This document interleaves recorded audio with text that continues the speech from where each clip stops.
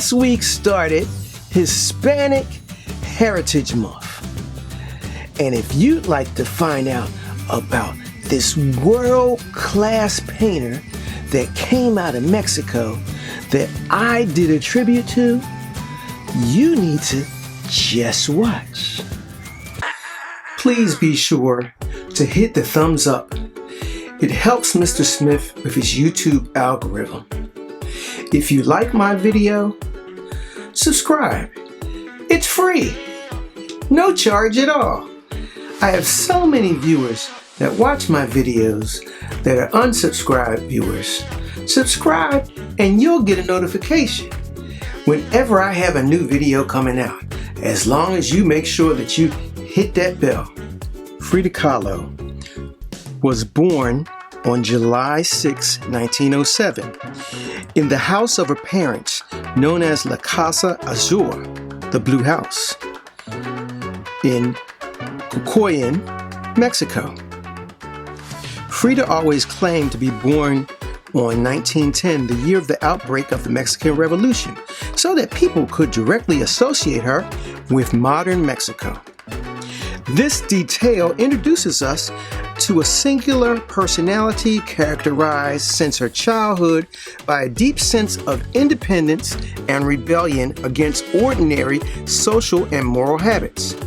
Moved by passion and sensuality, proud of her Mexicana dad and cultural tradition set against the reigning Americanization, everything mixed with a peculiar sense of humor.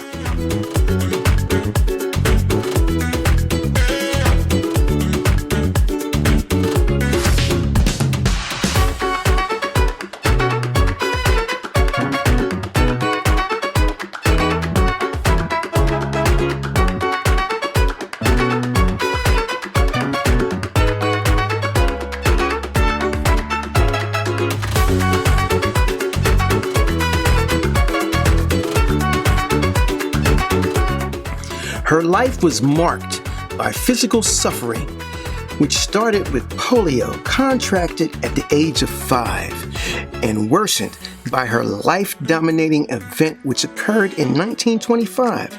A bus accident caused severe injuries to her body owing to a pole that pierced her from her stomach to her pelvis.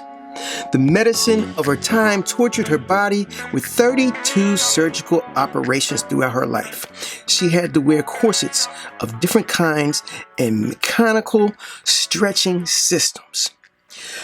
Lots of her works were painted laying in bed. Drawings on personal experiences, her miscarriages, and numerous operations. Kahlo's work are often characterized by portrayals of pain. Of her 143 paintings, 55 are self-portraits, which often incorporate symbolic portrayals of physical and psychological wounds. As a young artist, Kahlo approached the famous Mexican mural painter Diego Rivera, who recognized her talent and her unique expression as truly special and uniquely Mexican. He encouraged her development as an artist and soon began an intimate relationship with Frida. They were married in 1929 despite the disapproval of Frida's mother, divorced and then remarried in 1940.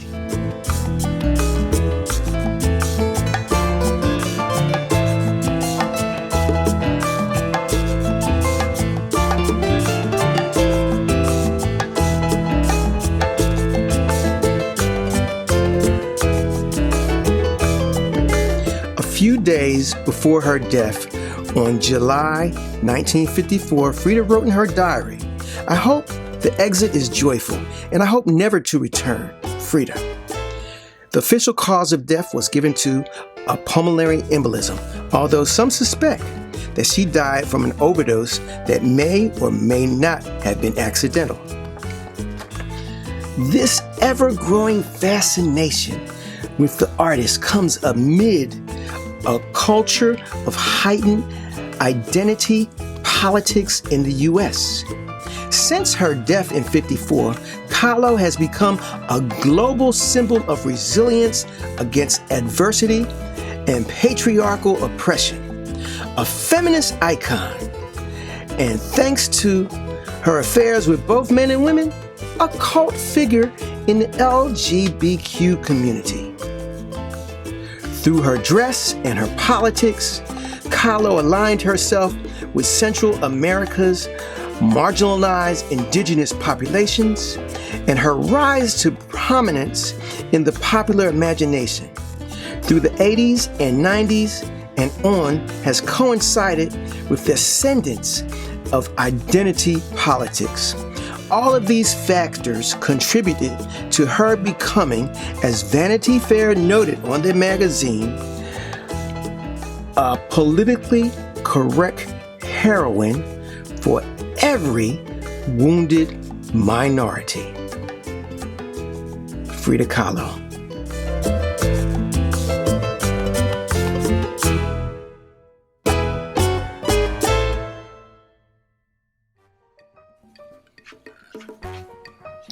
Frida Kahlo has been one of my favorite artists for years, something I've always shared with my students. I feel so bad when I think about all the pain and suffering that she endured, but her diligence, her perseverance of creating work through the pain, through the operations, through being bedridden, show her strength and her devotion to her art. And I don't know anything that's more important or demonstrates how someone loves to do what they do than what she did. So Frida Kahlo, I salute your spirit. It lives on in us. It lives on. You've become an icon.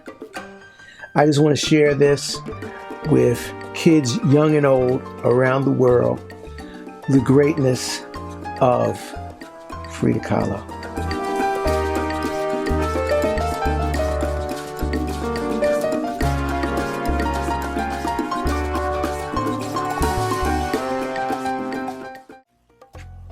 I want to take this moment to wish everybody a very enjoyable Hispanic Heritage Month. I don't know why, it's just a month, but Hispanic heritage should be something that is celebrated all year long, all the time. Anyway, didn't talk at all about my artwork and what I did. I wanted to create a portrait that was filled with color and life. I don't feel that my portrait is I wasn't going for an exact likeness. I wanted the feel of Frida Kahlo. And I wanted to do this tribute so that more people knew about her and how great and how important an artist she was. And she was not just important in Mexico, but she was one of the first artists to be included in the Louvre Museum in Paris. I mean, first Mexican and female artist to be included in the Louvre. She was a great, great artist. I wish she had lived long enough to realize her greatness, but her image is iconic, like the Mona Lisa, except she's an artist. And that's a wonderful thing. Take care. Thank you. Hope you enjoyed the video.